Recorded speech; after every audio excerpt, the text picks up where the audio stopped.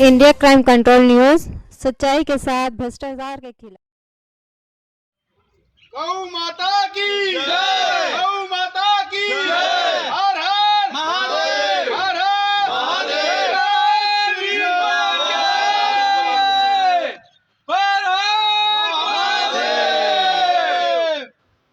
ये गांव सुल्तानपुर में गौ माता का उपचार केंद्र है, छोटा सा।